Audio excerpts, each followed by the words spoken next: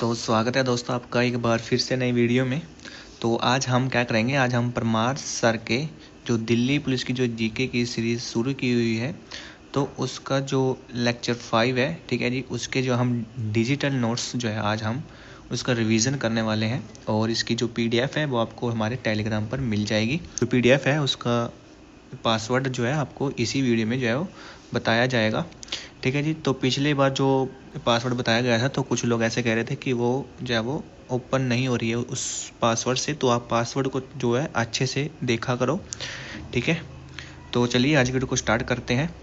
आपसे एक रिक्वेस्ट है कि चैनल पर नए हैं तो सब्सक्राइब कर लीजिए, वीडियो को शेयर कीजिए और कमेंट जरूर कीजिएगा। तो चलिए वीडियो स्टार्ट करते हैं। Delhi police lecture 5 digital notes, ठीक है जी, डिजिटल नोट्स रहेंगे। पहला क्वेश्चन था कि समवर्ती सूची के कानूनों से संबंधित नीचे दिए गए कथनों को पढ़िए। तो पहला कथन था कि विवाद की स्थिति में संघ का कानून राज्य के कानून पर प्रधान होता है। कथन 2 था कि यदि राज्य का कानून राष्ट्रपति की स्वीकृति प्राप्त कर ले तो वह प्रभावी हो सकता है। तो निम्नलिखित में से कौन सा जो सही है? तो ऑप्शन थे आपके केवल 2, केवल 1, 1 और 2 दोनों, ना तो 1 ना तो 2। तो ऑप्शन आपका सी सही हो जाएगा, 1 और 2 जो दोनों कथन है वो सही है। पहली है केंद्र सूची, ठीक है जी। केंद्र सूची के जो विषय हैं वो है आपके रक्षा, अंतर्राष्ट्रीय संबंध, बंदरगाह, रेलवे, हाईवे और संचार। उसके बाद है सेकंड जो कि राज्य सूची है, ये आपके आते हैं सार्वजनिक व्यवस्था, पुलिस, सार्वजनिक व्यवस्था यानी कि हेल्थ सेक्टर से, और उसके बाद अस्पताल और दवाखाने। उसके बाद साफ सफाई और खेती यानी कि किसान, ये आपके सेकंड सूची में। उसके बाद है समवर्ती सूची, इसमें आपका न्याय, शिक्षा, ट्रेड यूनियन और वन, ये आपके समवर्ती सूची में आते हैं। आपको बता दें कि संविधान की 7 शेड्यूल में ये जो तीनों सूचियां जो आपको बताई गई हैं, ठीक है जी, 7वीं अनुसूची में।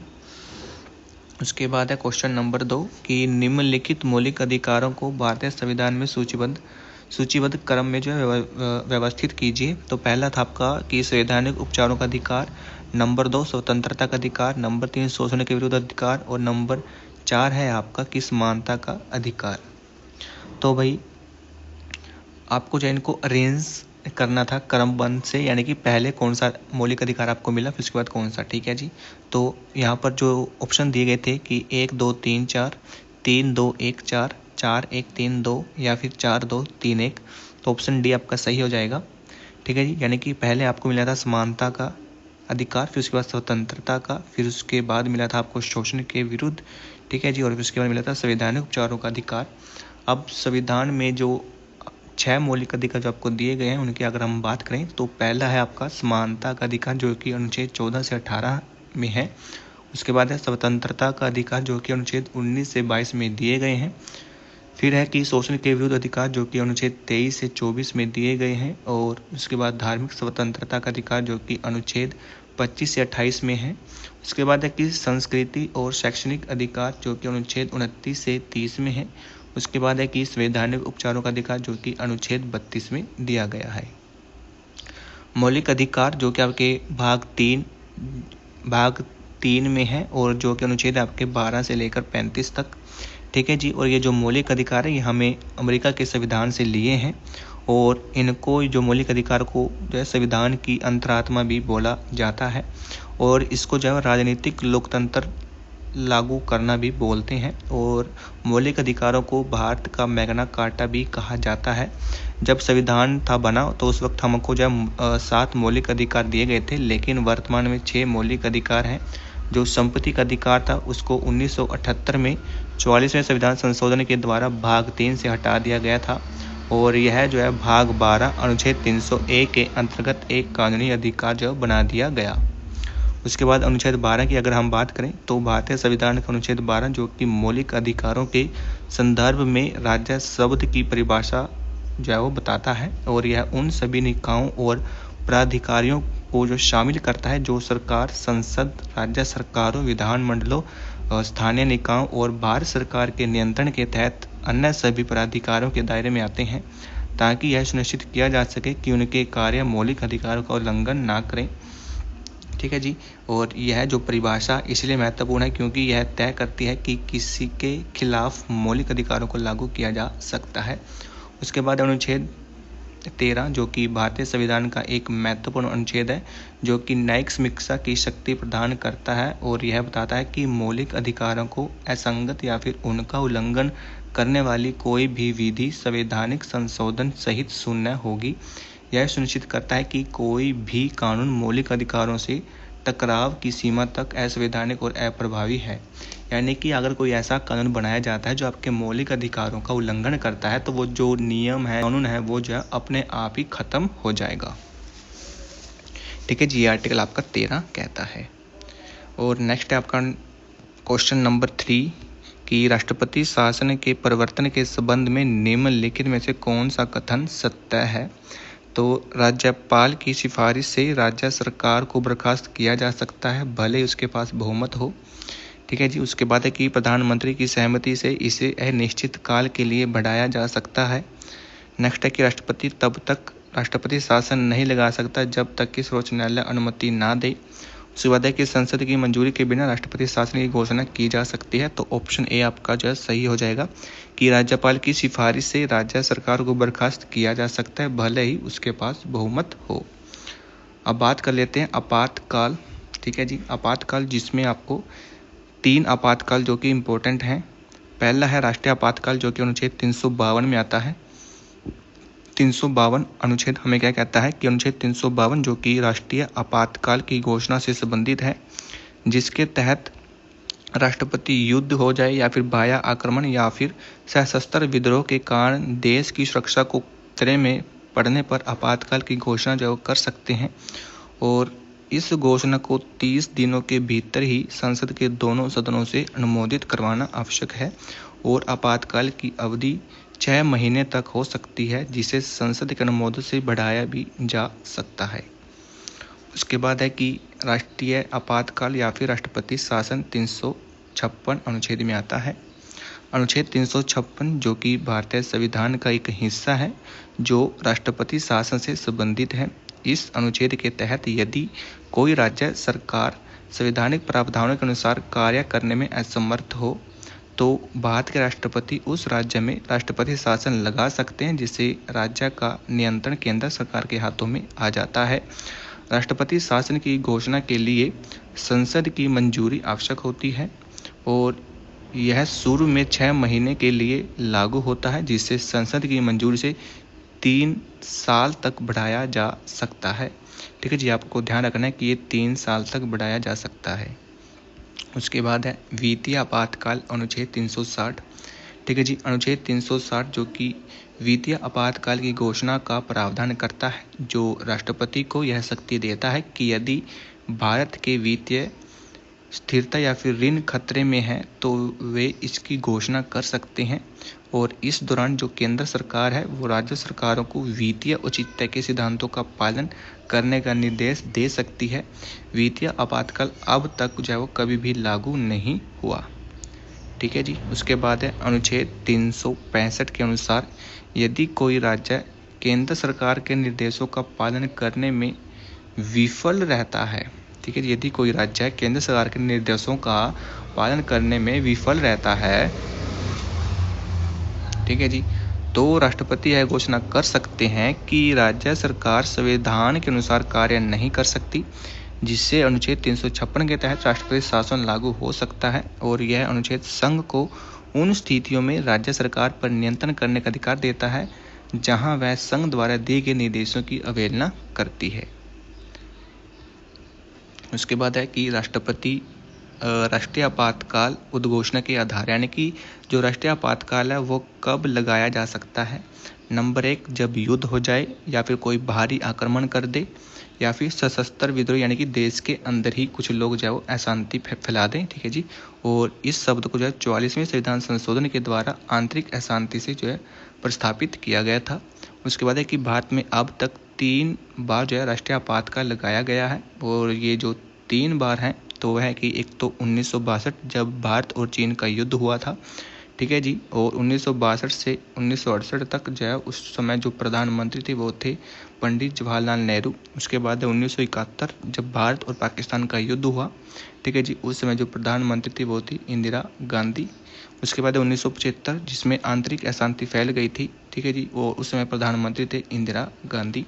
ठीक है जी। राष्ट्रपति की बात करें तो फ़खरुद्दीन अली अहमद। तो ये जो फैक्ट हैं दोस्तों आपको याद रखने हैं, ठीक है जी। और एक ये संशोधन वाला, ठीक है। उसके बाद चलते हैं अनुच्छेद 356, ठीक है जी, यानी कि पहली बार राष्ट्रपति जो शासन है वो पंजाब में लगाया गया था 1951 में। उसके बाद सर्वाधिक बार जो राष्ट्रपति शासन है वो मणिपुर में लगाया गया है, लगभग 11 बार। उसके बाद है कि छत्तीसगढ़ और तेलंगाना में जो है वो अभी तक एक भी बार जो है राष्ट्रपति शासन नहीं लगा है।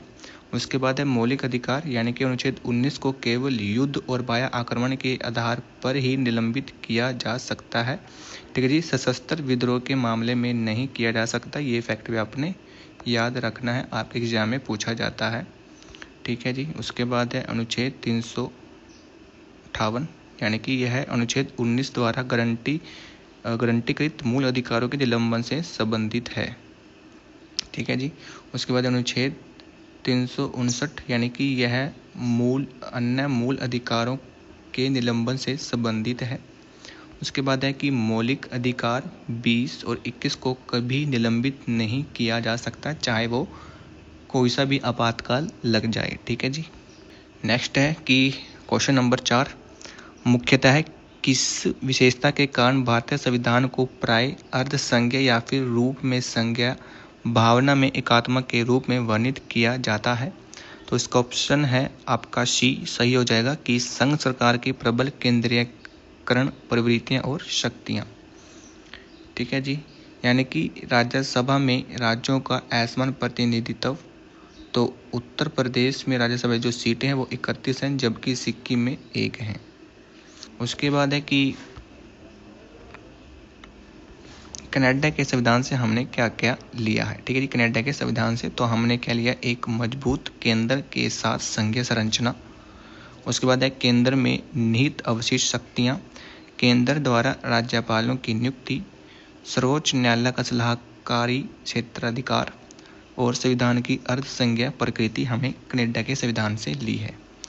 उसके बाद है कि अर्धसंज्ञा का मतलब क्या होता है। इसका जो मतलब है कि जो शासन प्रणाली में संघीय और एकात्मक दोनों सरकारों के गुण होते हैं, और ये जो केसी बेहिकर ने कहा है। उसके बाद है सहकारी संघवाद। इसका मतलब है कि केंद्र और राज्य सरकारें साझा लक्ष्यों को प्राप्त करने के लिए एक साथ मिलकर काम करती हैं।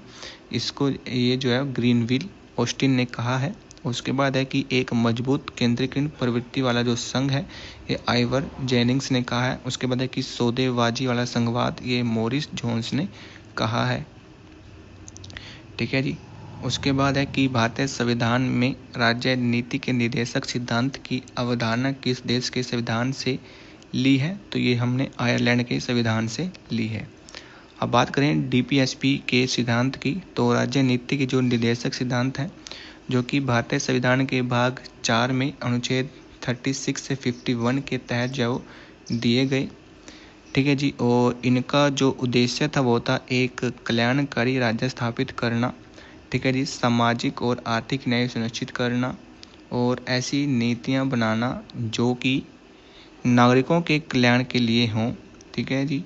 और ये सिद्धांत जो कि कानूनी रूप से परिवर्तनीय नहीं है, ठीक है जी, लेकिन सरकार के लिए जो नीति निर्माण में जो है मार्गदर्शक का काम करते हैं।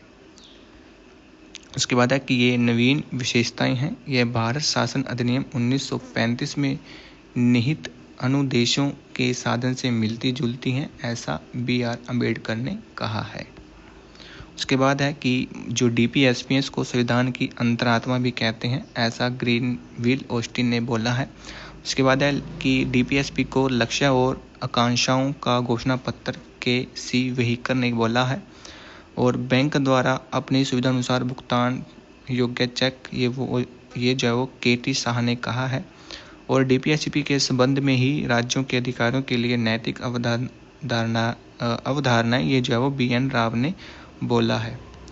तो DPSP जो कि हमने आयरलैंड के संविधान से ग्रहण किए हैं, ठीक है जी। आयरलैंड के संविधान से हमने राज्य के नीति निर्देशक सिद्धांत यानी कि DPSP लिए हैं, और राष्ट्रपति द्वारा जो राज्यसभा में सदस्यों का जो नामांकन है वो हमने लिया है, और राष्ट्रपति के निर्वाचन की जो विधि है वो हमने आयरलैंड के संविधान से ली है। उसके बाद है कि अमेरिका के संविधान से हमने क्या क्या लिया है।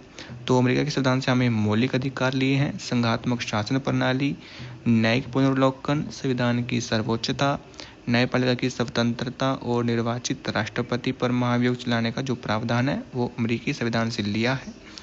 उसके बाद है कि ब्रिटेन के संविधान से क्या क्या लिया है। तो संसदीय सरकार, कानून का शासन, विधायी प्रक्रिया, एकल नागरिकता, मंत्रिमंडल प्रणाली और द्विसदनीयवाद।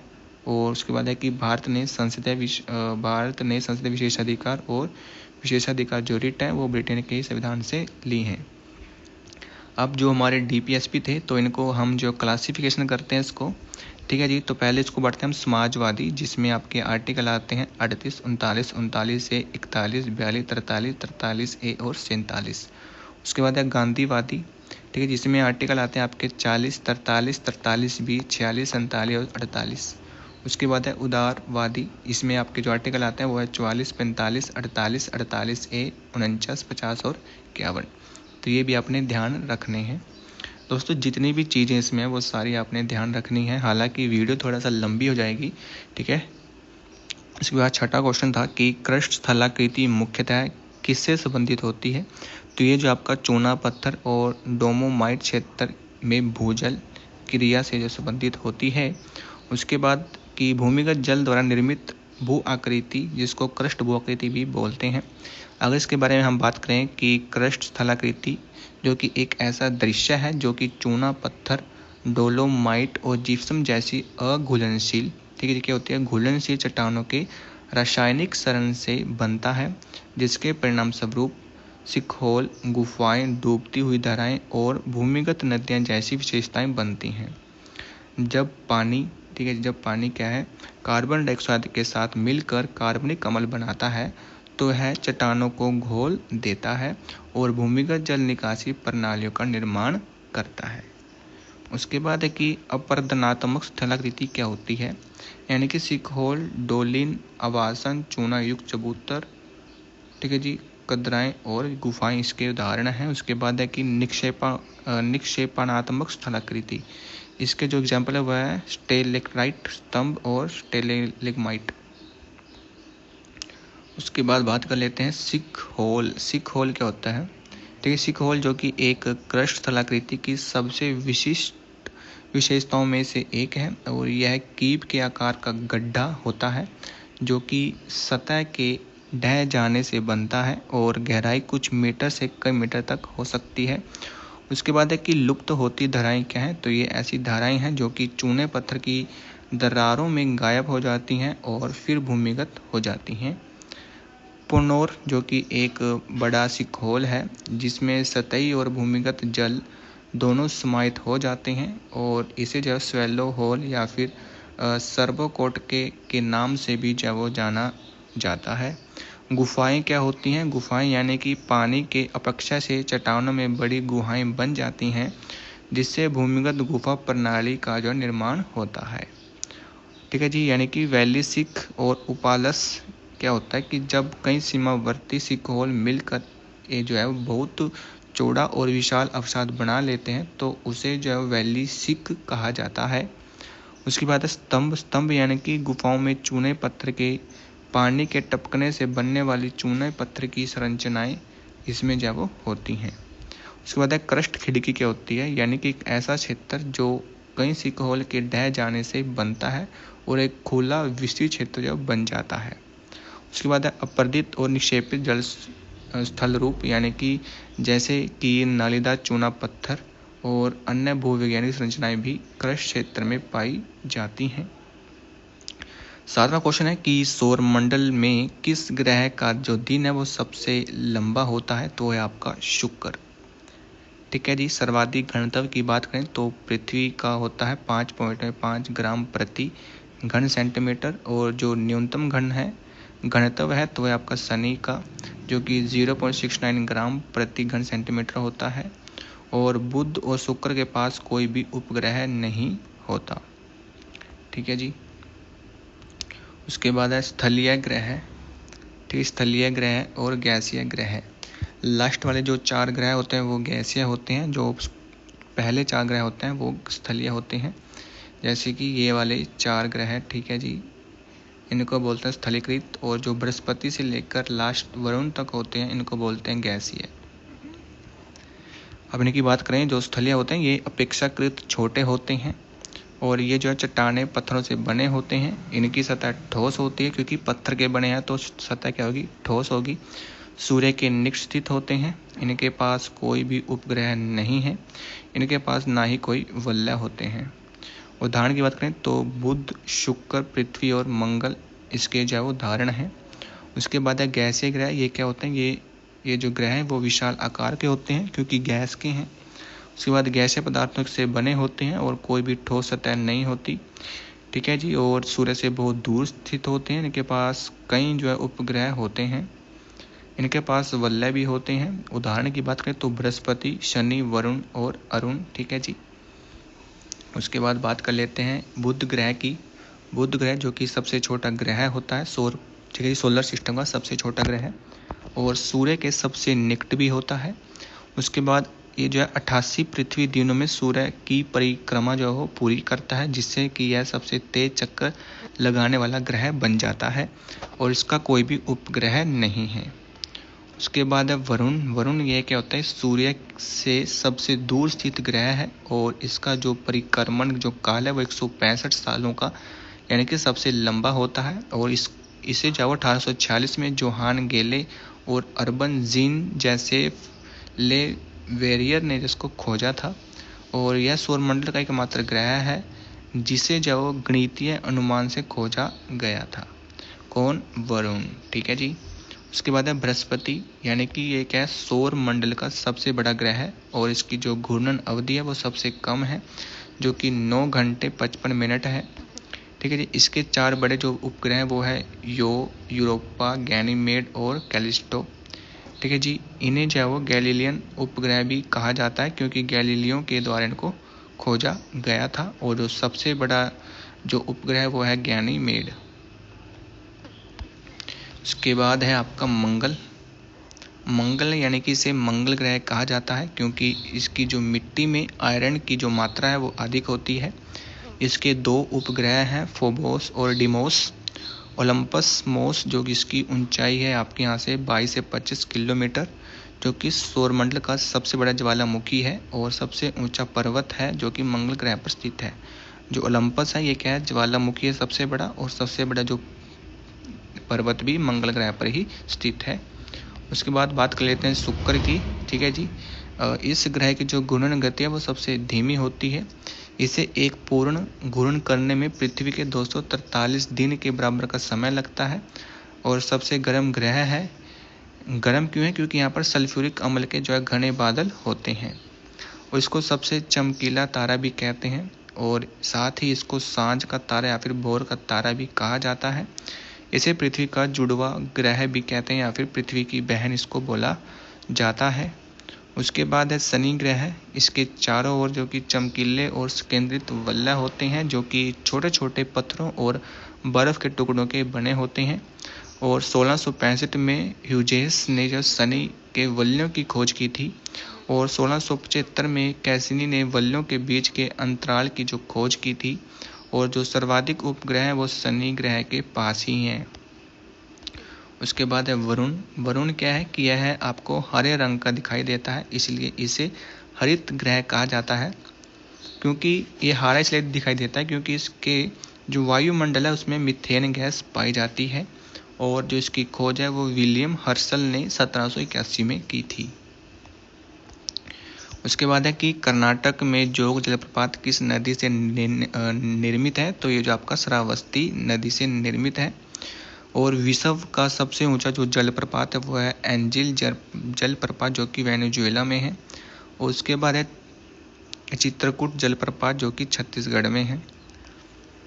ठीक है जी। जलप्रपातों के प्रकार की बात करें तो पहला है आपका महा जलप्रपात। ये क्या होता है? महा है, यानी कि एक बड़ा शक्तिशाली जलप्रपात जो कि तब बनता है जब बड़ी मात्रा में तेज गति से बहता हुआ पानी एक चट्टान से नीचे गिरता है।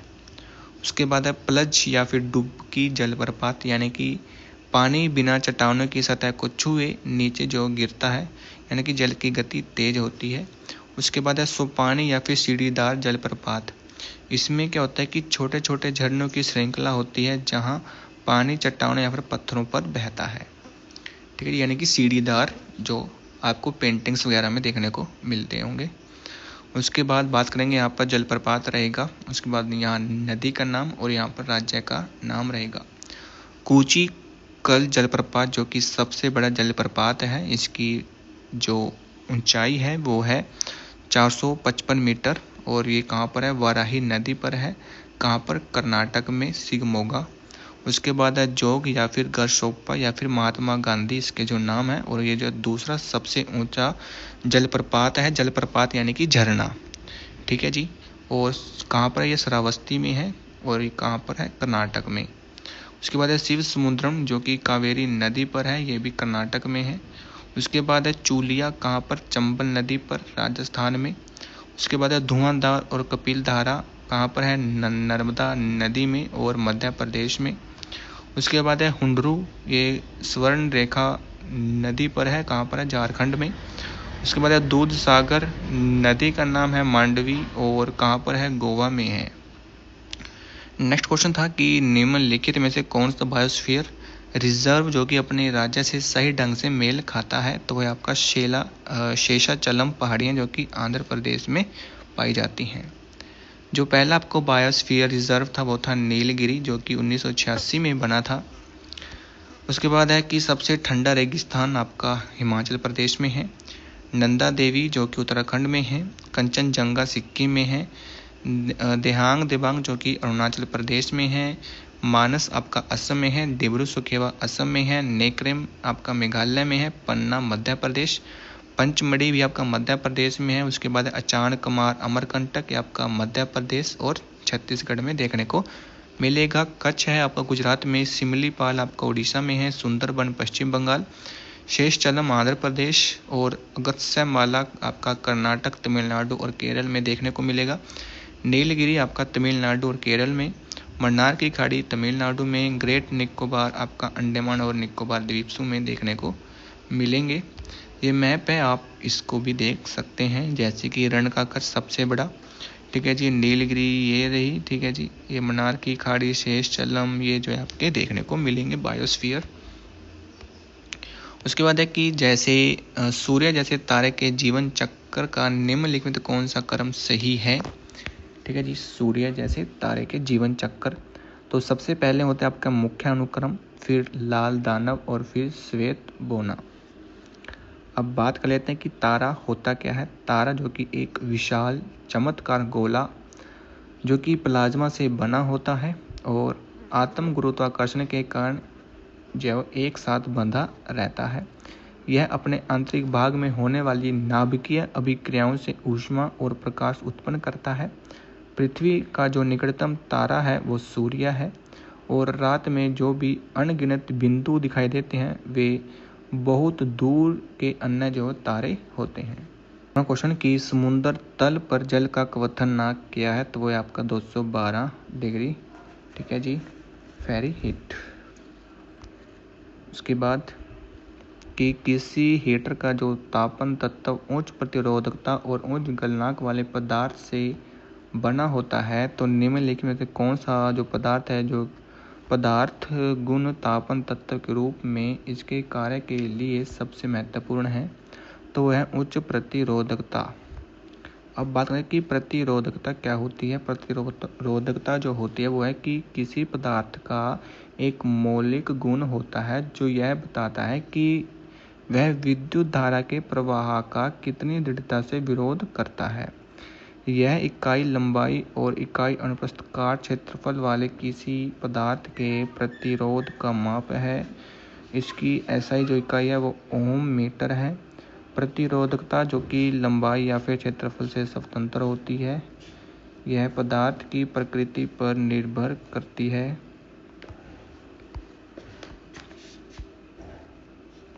तापन तत्व हीटिंग एलिमेंट।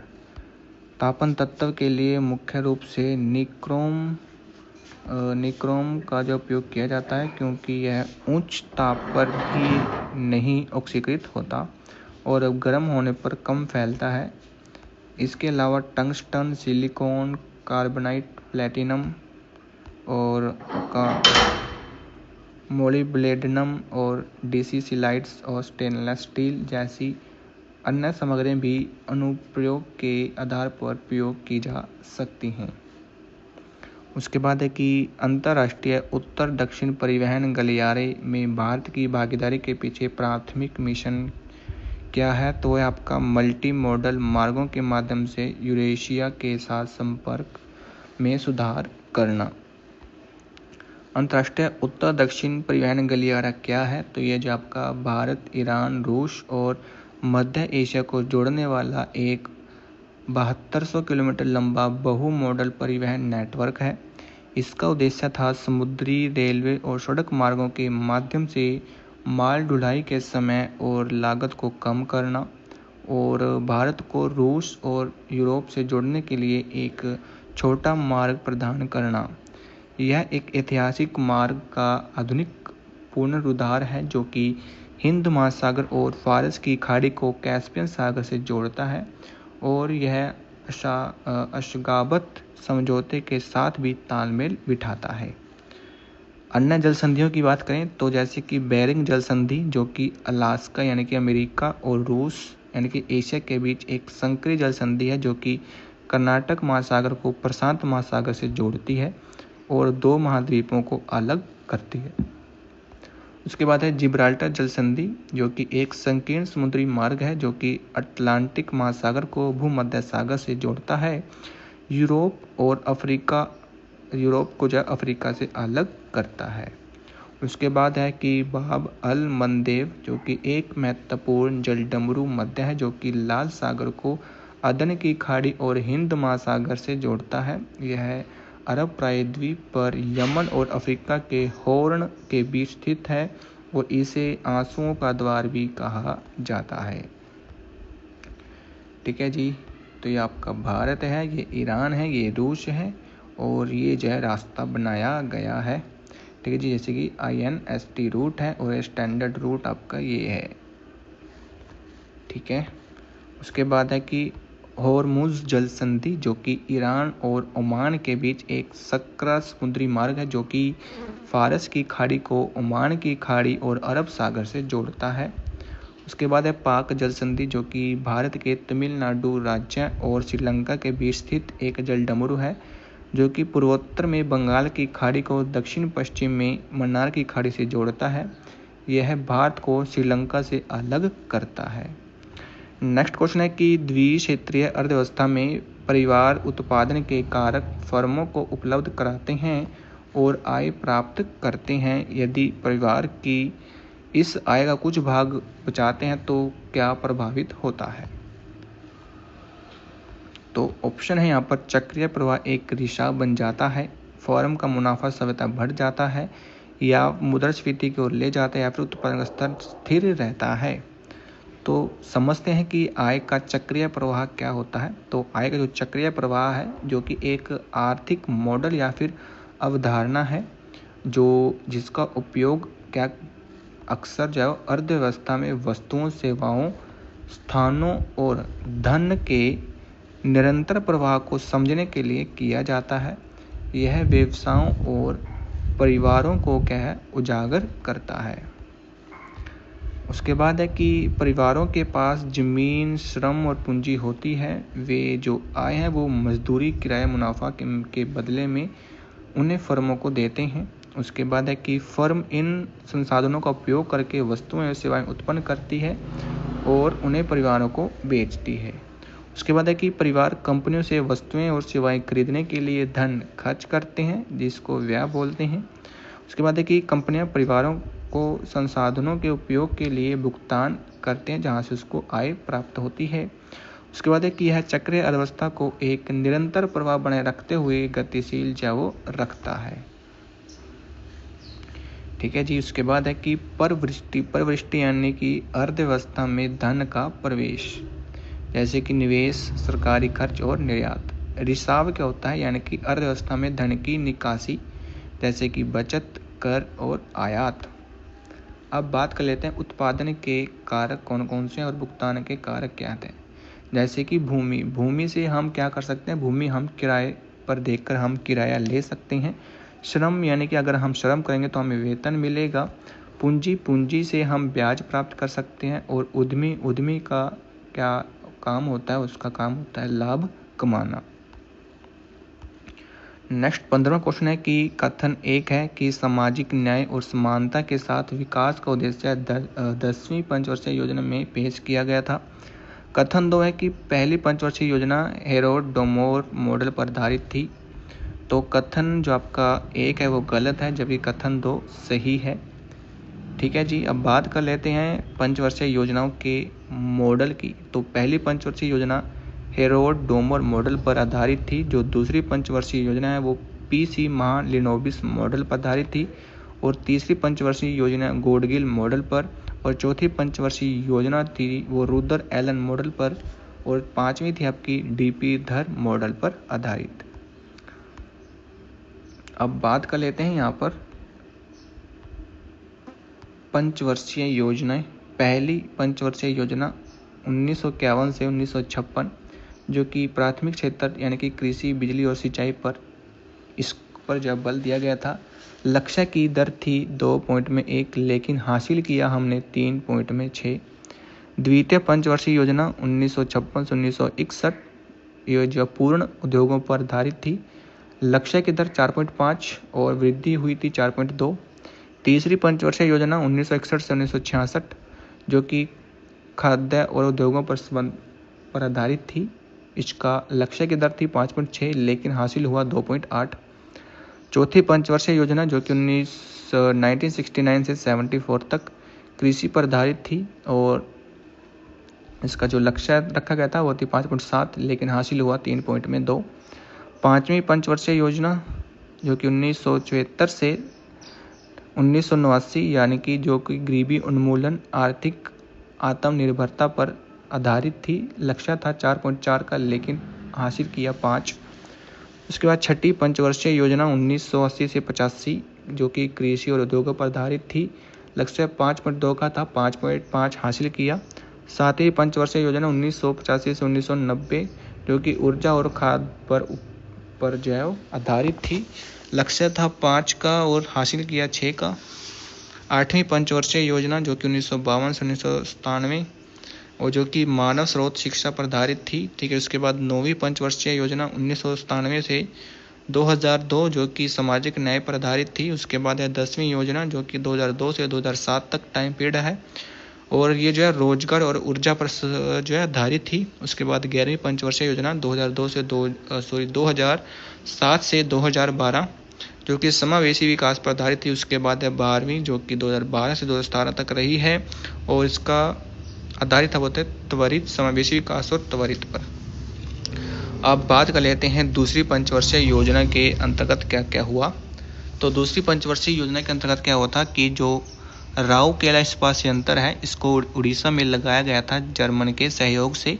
और दूसरी पंचवर्षीय योजना आपको पता है कि ये उद्योगों पर आधारित थी। ठीक है जी, उद्योगों पर, तो इसमें आपको उद्योग ही लगाए गए थे। दूसरा था दुर्गापुर इस्पात संयंत्र जो कि पश्चिम बंगाल में लगाया गया, उसकी ब्रिटेन की सहयोग से। उसके बाद है भिलाई इस्पात संयंत्र जो कि छत्तीसगढ़ में लगाया गया, ये जो है यूएसएसआर की सहयोग से जो लगाया गया था। उसके बाद है तीसरी पंचवर्षीय योजना के अंतर्गत क्या क्या हुआ। तो यह योजना जो है विफल रही थी। इसकी विफल रहने के कारण क्या थे, एक तो 1962 का चीन के साथ युद्ध, फिर 1965 का पाकिस्तान के साथ युद्ध, और उसके बाद है कि भारत में अकाल पड़ गया, जो कि लक्ष्य रखा था 5.6 का, लेकिन प्राप्त कितना हुआ 2.4%। ठीक है जी। उसके बाद है कि FRBM यानी कि राजकोषीय उत्तरदायित्व और बजट प्रबंधन अधिनियमन के पीछे मुख्य उद्देश्य क्या है। तो वो है सरकारी उधारी कम करना।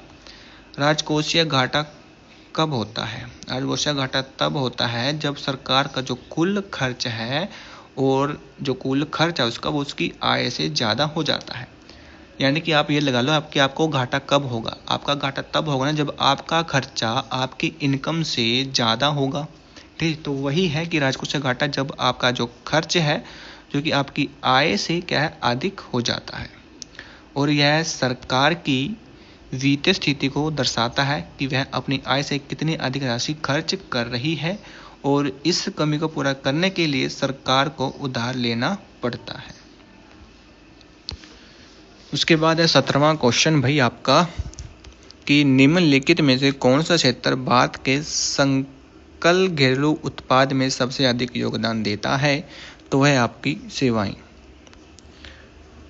सेवाएं यानी कि 2011 की जनगणना के अनुसार अगर हम बात करें तो प्राथमिक क्षेत्र, द्वितीय क्षेत्र और तृतीय क्षेत्र को हम बांटेंगे किस पर, श्रम बल भागीदारी की दर की अगर बात करें तो श्रम यानी कि भागीदारी लोग थे प्रथम क्षेत्र में होता 54.6, द्वितीय क्षेत्र में 24.3 और तृतीय क्षेत्र में 21.2।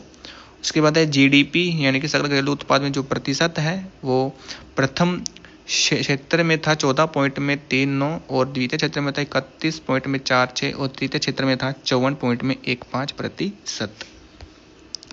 अब बात करते हैं कि अर्थव्यवस्था के क्षेत्र कौन कौन से होते हैं। तो अर्थव्यवस्था के 3 क्षेत्र होते हैं, प्राथमिक, द्वितीय और तृतीय। ठीक है जी, यानी कि वह क्षेत्र जिसमें प्राकृतिक संसाधनों का प्रयोग करके वस्तुओं का उत्पादन किया जाता है उसे प्राथमिक क्षेत्र कहते हैं। ठीक है जी, और इस कृषि व सहयोग सहायक क्षेत्र भी कहा जाता है। उदाहरण जैसे कृषि, मत्स्य पालन आदि प्राथमिक क्षेत्र में आते हैं। यानी कि द्वितीय है कि वह क्षेत्र यानी कि जिसमें प्राथमिक क्षेत्र से प्राप्त वस्तुओं को लेकर नई वस्तुओं का विनिर्माण किया जाता है वो द्वितीय क्षेत्र कहलाता है। जैसे कि औद्योगिक क्षेत्र, निर्माण क्षेत्र भी कहते हैं। उदाहरण के रूप में जैसे कि रुई से हमें धागा बनाना, गन्ने के रस से चीनी बनाना, लकड़ी से कुर्सी बनाना, ये द्वितीय क्षेत्र में आते हैं। उसके बाद है तृतीय क्षेत्र यानी कि प्राथमिक और द्वितीय क्षेत्र के उत्पादक गतिविधियों में सहायता करता है और इसे जो है सेवा क्षेत्र भी कहते हैं क्योंकि ये क्या करते हैं, ये आपको बैंकिंग, परिवहन आदि की सुविधाएं देते हैं। ठीक है जी, तो ये था आपका तृतीय क्षेत्र। उसके बाद है आपका 18वां क्वेश्चन यानी कि मंदिर वास्तुकला की वेसर शैली किन 2 शैलियों का संयोजन होती है। तो वेसर शैली आपकी द्रविड़ और नागर शैलियों का जो है मिलन का जो है दोनों का एक मिला जुला रूप होता है वेसर शैली। ठीक है जी, और मंदिरों की 3 शैलियों का पार्श्व दृश्य आपको यहाँ पर दिखाया गया है। ठीक है जी, ये है नागर शैली, ये है द्रविड़ शैली। ठीक है जी, और ये वाली आपकी वेसर शैली। नेक्स्ट क्वेश्चन था 19वां भाई आपका कि रायचूर के युद्ध में विजयनगर के कृष्णदेवराय को हराने वाला शासक कौन था। तो वो था आपका बीजापुर के शासक आदिल शाह। नोट क्या करना है, किसमें श्री कृष्णदेवराय ने बीजापुर के आदिल शाह को हराया था। ठीक है जी, उसके बाद है कि कृष्णदेवराय जो कि तुलु वंश के शासक थे और जो पुस्तकें हैं वो है अमुक्तमाल्यदा जो कि तेलुगु भाषा में है। उसके बाद है जयवंती कल्याणम जो कि संस्कृत में है। उसको उपाधि जो दी जाती है वो है आंध्र भोज की और यवन राज प्रिय। बात कर लेते हैं राजवंश की, उनके संस्थापक की, उनके शासनकाल की। तो संगम वंश जो कि हरिहर प्रथम का इसके संस्थापक थे, शासनकाल था 1336 से लेकर 1485 तक। उसके बाद है शालू वंश जो कि नरसिम्हा सालू इसके संस्थापक थे, 1485 से 1505 ईस्वी तक इसका शासनकाल रहा। उसके बाद है तुलु वंश जो कि वीर नरसिंह इसके संस्थापक थे, 1505 से 1570 इसके शासनकाल रहा है। उसके बाद है अरायवीडु वंश जो कि तिरुमल या फिर तिरुमाल इसके संस्थापक हैं और शासनकाल है 1570 से 1650 ईस्वी। 20वां क्वेश्चन है कि दक्षिण पूर्व एशिया में विशेष रूप से श्री विजय साम्राज्य के विरुद्ध व्यापक विदेशी अभियान के लिए कौन से चोल शासक को श्रेय जाता है। तो जाता है आपका राजेंद्र प्रथम को। ठीक है जी, राजेंद्र प्रथम इन्होंने क्या किया था, चोलों ने जो है श्री विजयपुरम के शैलेंद्र शासक को हराया था। ठीक है जी, चोलों ने श्री विजयपुरम के शैलेंद्र राजा को हराया था। और जो बृहदेश्वर मंदिर है, बृहदेश्वर मंदिर आपका कहाँ पर है, तमिलनाडु में, जो कि तंजावुर में है और इसको जो है राजा प्रथम द्वारा इसका निर्माण करवाया गया था जिसे राजेश्वर मंदिर के नाम से भी जाना जाता है। उसके बाद है कि गंगई कोंड चोलपुरम राजेंद्र प्रथम द्वारा निर्माण इसका करवाया गया था और इस श्रेणी के मंदिरों को यूनेस्को विश्व धरोहर स्थल में सूचीबद्ध किया गया है। उसके बाद हम संगम युग की बात करें जो कि 3वीं शताब्दी ईसा पूर्व से 3वीं शताब्दी ईसा ईस्वी तक रहा है। इसमें है आपका पहला है चेर जिसकी राजधानी थी वज्जी। बंदरगाह नगर की बात करें तो वो था मुजरिश और टोडी, उसका प्रतीक था वो था धनुष बाण। उसके बाद है चोल साम्राज्य जिसकी राजधानी थी पुहार या फिर उरेयू, ठीक है जी। और जो बंदरगाह नगर थे वो थे पुहार या फिर कावेरी पट्टनम, प्रतीक है बाघ और संस्थापक है क्राइकल, ठीक है जी। जो उरेयू है ये आपका सूती वस्त्र के लिए प्रसिद्ध था। और उसके बाद पांड्या की बात करें तो राजधानी थी मदुरई जो कि वेंगई नदी के किनारे पर है। बंदरगाह नगर है कोरकई, प्रतीक है इसका मछलीपट्टनम। और जो पांड्या है ये मोतियों के लिए फेमस थे, ठीक है जी। उसके बाद है कि 9वीं शताब्दी में चोल साम्राज्य जो कि 850 से 1280 ईस्वी तक रहा। इसके जो संस्थापक थे वो थे विजयालय चोल, ठीक है जी। ये पल्लवों के सामंत थे और इन्होंने जो है मुत्यारों से तंजावुर या फिर तंजौर पर जो कब्जा किया और इन्होंने जो है निशुम्भ सुंदनी के लिए एक मंदिर भी बनवाया था। तो देखो भाई ये हैं चोल, ठीक है जी। ये हैं आपके पांड्य और ये हैं आपके विनांग अजिंत कुटंड चेरा आपकी ये है भाई यहाँ पर, ठीक है जी। तो ये याद रख लेना, ये मध्य पांड्या कहाँ थे, तमिलनाडु वाला एरिया। और ये आपका है उदयपुर, ये आपका आंध्र प्रदेश वाला, ठीक है। और ये है चेरी कर्नाटक वाला, ठीक है। नेक्स्ट है 21वां क्वेश्चन कि फारसी कला और साहित्य को प्रोत्साहन देने के लिए प्रसिद्ध मुगल सम्राट का नाम बताइए। फारसी कला भाई हुमायूं को जाती है, ठीक है जी। बाबर के युद्धों का क्रम की बात करें तो बाबर के द्वारा जो है पहला युद्ध लड़ा गया था पानीपत का, ठीक है, 1526 ईस्वी में। और इस युद्ध में बाबर ने दिल्ली सल्तनत के इब्राहिम लोदी को हराया था और मुगल साम्राज्य की नींव रखी। उसके बाद खानवा का युद्ध 1527 यह बाबर और मेवाड़ के राणा सांगा के बीच हुआ था जिसमें बाबर विजयी हुआ। उसके बाद चंदेरी का युद्ध जो कि 1528, इस युद्ध में बाबर ने मेदनी रॉय को हराया था। उसके बाद घाघरा का युद्ध 1529 और बाबर ने महमूद खान लोदी को इस युद्ध में हराया था। और फिर क्या हुआ, बाबर की क्या हो गई 12 साल की उम्र में फरगना की गद्दी पर जब बाबर बैठा था और 1504 में काबुल पर इसने कब्जा किया था। और इसकी जो वो है कब्र है वो आगरा में काबुल से जो स्थानांतरित की गई थी। और जो बाबर की मृत्यु है वो 1530 में हुई थी, ठीक है जी। 1530 में हुमायूं की बात कर लेते हैं। हुमायूं, एक मिनट, हुमायूं, ठीक है जी। प्रमुख युद्ध कौन सा लड़े इसने, चौसा का युद्ध जो कि 1539 और कनौज का युद्ध 1540, ठीक है जी। और जहां उसने जो शेरशाह सूरी से हार का सामना करना पड़ा, ये दोनों युद्ध जो हुमायूं और शेरशाह सूरी के बीच हुए थे और शेरशाह सूरी को हार का सामना करना पड़ा था जिसके परिणामस्वरूप उसका जो निर्वासन हुआ।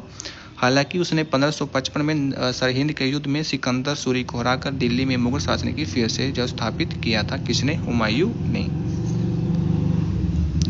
हुमायूं जो इसकी जीवनी लिखी, हुमायूं नामा ने। और जो हुमायूं नामा है ये गुलबदन बेगम के द्वारा लिखा गया था, ठीक है जी। हुमायूं जो जीवनी है वो है हुमायूं नामा और इसको लिखा गया था बहन गुलबदन बेगम के द्वारा। मकबरे की बात करें तो हाजी या फिर बीगा बेगम के द्वारा बनाया गया था, दिल्ली में चार बाग शैली में निर्मित है। वास्तुकार है इसके मिर्जा घियात। और हुमायूं की जो मृत्यु हुई थी वो पुस्तकालय की सीढ़ियों से गिरकर हुई थी, ठीक है जी। आपने बताना है कि ये जो पुस्तकालय ये कहाँ पर है, ठीक है जी, कहाँ पर बना हुआ है। उसके बाद शेरशाह सूरी जिसका वास्तविक नाम है फरीद खान, कब्र है इसकी सासाराम बिहार में। इसने क्या बनाया, इसने ग्रैंड ट्रैक जिसको जीटी रोड भी बोला जाता है उसका निर्माण करवाया था जो कि बांग्लादेश के चिटगांव से लेकर अफगानिस्तान के काबुल तक जाती है। और जो विश्राम स्थल है वो सरई है। और कलिंजर के युद्ध के समय इसकी मृत्यु हो गई थी और इसने जो मुद्रा चलाई थी वो थी रुपया। उसके बाद है 22वां क्वेश्चन कि ओडिसी शास्त्रीय नृत्य की उत्पत्ति किस राज्य से हुई है, तो आपकी उड़ीसा से हुई है। उसके बाद है कि उस नृत्य शैली की पहचान कीजिए जो अपनी आध्यात्मिक भक्ति और वैष्णव आंदोलन के जुड़ाव के लिए प्रसिद्ध है, तो ये आपकी क्षत्रिय है, ठीक है जी। मोहिनी अट्टम की बात करें तो इसको जादूगरों का नृत्य भी कहा जाता है मोहिनी अट्टम को। और ये मोहिनी अट्टम किस राज्य का है यह आपने बताना है। तो ये आपका कहाँ का है, ये आपका केरल का है, ठीक है जी। और इसको कौन करती हैं, महिलाएं, ठीक है जी। शास्त्रीय नृत्य की बात करें, शास्त्रीय नृत्य जो कि असम का एक शास्त्रीय नृत्य है, जो कि 15वीं-16वीं शताब्दी में श्रीमंत शंकरदेव ने इसको विकसित किया था। और यह नृत्य जो कि अंकिया नाट नामक असमिया नाटकों के लिए एक संगत के रूप में जब सत्रों यानी कि धार्मिक मठों से जब उत्पन्न हुआ था। और 2000 में इसे जब भारतीय संगीत नाटक अकादमी ने भारत के 8 शास्त्रीय नृत्यों में शामिल किया था। भारत के जो 8 शास्त्रीय नृत्य हैं वो है भरतनाट्यम, कथक, कथकली, मणिपुरी, मोहिनीअट्टम, कुचिपुड़ी, ओडिसी और सत्रिय। केरल का है आपका मोहिनीअट्टम और कथकली, ठीक है जी। आंध्र प्रदेश का है आपका कुचिपुड़ी, तमिलनाडु का आपका भरतनाट्यम, ओडिशा का है आपका ओडिसी, मणिपुर का आपका मणिपुरी, ठीक है जी। असम का है आपका सत्रिय, उत्तर प्रदेश का है आपका कथक, ठीक है। उसके बाद 24वां क्वेश्चन की निम्नलिखित में से कौन सा जो त्योहार है जो कि नागालैंड के आदिवासी समुदायों द्वारा मनाया जाता है और पारंपरिक और संगीत का प्रदर्शन करता है, तो वह आपका हॉर्नबिल। और ये जो आपका दिसंबर में मनाया जाता है, अभी दिसंबर में मनाया जाएगा, ठीक है जी। यहाँ पर राज्य है, यहाँ त्यौहार है और यहाँ है महीना। तो तमिलनाडु राज्य में पुथंडू त्यौहार मनाया जाता है अप्रैल के महीने में। केरल की बात करें तो ओणम मनाया जाता है अगस्त और सितंबर में। महाराष्ट्र में गुड़ी पड़वा जो कि मार्च अप्रैल में, और बुद्ध समुदाय द्वारा लोसर जो कि मार्च अप्रैल में, और पश्चिम बंगाल में पोइला वैशाख जो कि अप्रैल में मनाया जाता है। हॉर्नबिल की बात करें, हॉर्नबिल जो कि नागालैंड की एक 10 दिवसीय वार्षिक सांस्कृतिक उत्सव है जो कि हर साल 1 से 10 दिसंबर तक कोहिमा के निकट किसामा हेरिटेज विलेज में मनाया जाता है। और इस महोत्सव का जो नाम है वो हॉर्नबिल पक्षी के नाम पर रखा गया, जिसे जो है नागा संस्कृति में बहुत सम्मान दिया जाता है। इसका जो आयोजन है वो नागालैंड की 17 जातियों के समृद्ध सांस्कृतिक विरासत, भोजन, पारंपरिक नृत्य, संगीत और हस्तशिल्प को प्रदर्शित करने के लिए किया जाता है। उसके बाद आपका लास्ट का क्वेश्चन कि किस ऐतिहासिक उपलब्धि ने हरविंदर सिंह को 2025 में पद्म पुरस्कार जो दिलाया है। तो हरविंदर सिंह कौन थे, तो ये थे भाई पेरिस ओलंपिक 2024 में स्वर्ण पदक जीतने वाले पहले भारतीय पैरा तीरंदाज, ठीक है जी। पैरा ओलंपिक आपने कवर कर लेना है दोस्तों, यहाँ से क्वेश्चन आपके पूछे जा रहे हैं। और ये क्वेश्चन आपका जो है CHSL के एग्जाम में पूछा गया है, ठीक है जी। और उसका क्वेश्चन यही था कि ये जो किस खेल से जुड़े हुए हैं, तो ये आपका तीरंदाज से हैं और ये पैरा है, ठीक है जी। तो भाई ये थे आपके लेक्चर 5 के जीके के डिजिटल नोट्स। तो उम्मीद करता हूँ आपको वीडियो अच्छी लगी होगी। वीडियो अच्छी लगी वीडियो को लाइक कर देना, चैनल पर नए हैं तो चैनल को सब्सक्राइब कर लेना। और आपको एक बार फिर से बता दूं कि PDF को पासवर्ड आपको इसी वीडियो में दे दिया गया है, आप उस पासवर्ड को देख लीजिएगा, ठीक है जी। और उसको अच्छे से अपनी जब आप PDF खोलेंगे तो वहाँ पर आप फिल कर दीजिएगा, जिससे आपकी PDF ओपन हो जाएगी।